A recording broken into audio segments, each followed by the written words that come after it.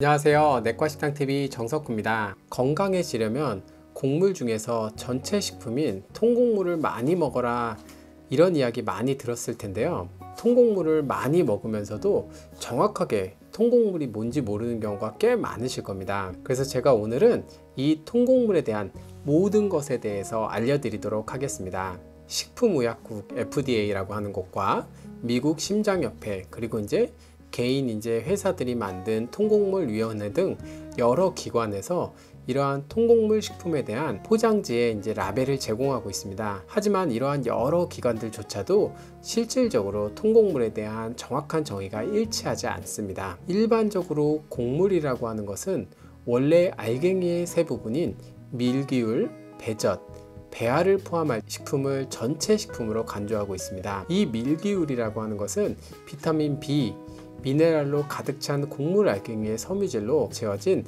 가장 바깥층입니다. 다음으로 배젖은 일부 단백질과 비타민이 포함된 전분질 탄수화물 중간층이고요. 마지막으로 배알은 비타민, 건강한 지방, 그리고 기타 유익한 화합물로 가득 찬 영양소로 가득 찬 핵심입니다. 이렇게 세 가지가 다 포함되어 있는 전체 식품을 우리가 전곡물이라고 할 수가 있는데요. 우리가 흔히 알고 있는 보리, 현미, 기장, 오트밀, 밀, 호밀, 옥수수, 스펠트 등은 모두 일반적으로 그냥 통곡물로 분류하고 있습니다. 하지만 엄밀히 말하면 키노아와 메밀은 통곡물로 분류하지 않지만 우리가 흔히 다이어트의 경우에는 종종 통곡물로 분류하고 있습니다. 통밀가루도 이 세 가지 성분을 모두 포함하고 있기 때문에 통곡물로 간주하고 있습니다. 하지만 흰 밀가루 같은 경우에는 밀기울과 배알을 제거하는 방식으로 재분되기 때문에 통곡물로 분류되지는 않습니다. 흰 밀가루를 많이 섭취하지 말라고 하는 이유가 이 이유 때문입니다.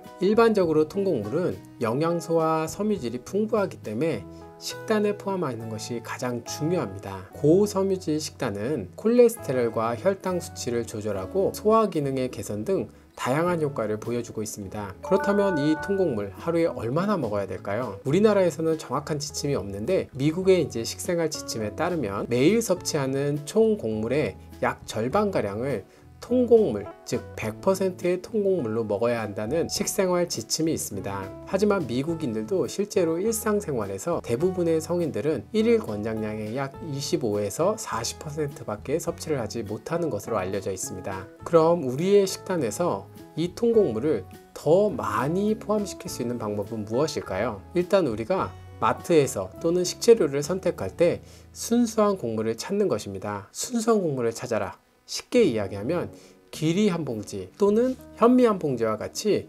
통곡물 한 성분으로 포함된 제품을 구입하는 것이 가장 손쉬운 방법 중에 하나입니다. 그리고 우리 식단에 섬유질이 많은 음식을 우선적으로 선택하는 것입니다. 또한 우리가 식제품을 샀었을 때 그 제품에 흰 밀가루나 또는 옥수수 가루와 같은 정제된 곡물이 포함되어 있는 경우에는 가능한 선택하지 않는 것이 좋습니다. 아무래도 정제된 곡물에는 섬유질이 부족할 수밖에 없기 때문입니다. 마지막으로 통곡물 식단을 시작할 때는 어떻게 하는 게 좋을까요? 우선 갑작스럽게 식단을 변화시키지는 마시고 천천히 시작하시기를 권장합니다. 우리가 통곡물을 처음 접했을 때는 통곡물을 기반한 반찬 등을 먹거나 또는 우리가 먹는 요거트 또는 스무디 등의 귀리 등을 혼합해서 먹는 것이 좋은 방법일 것 같습니다. 통곡물을 처음 먹어보신다면 귀리나 옥수수와 같이 좀 더 접근하기 쉬운 곡물부터 시작하는 것이 좋은 방법일 수 있습니다. 마지막으로 통곡물을 먹다 보면 실증이 날 경우가 있습니다.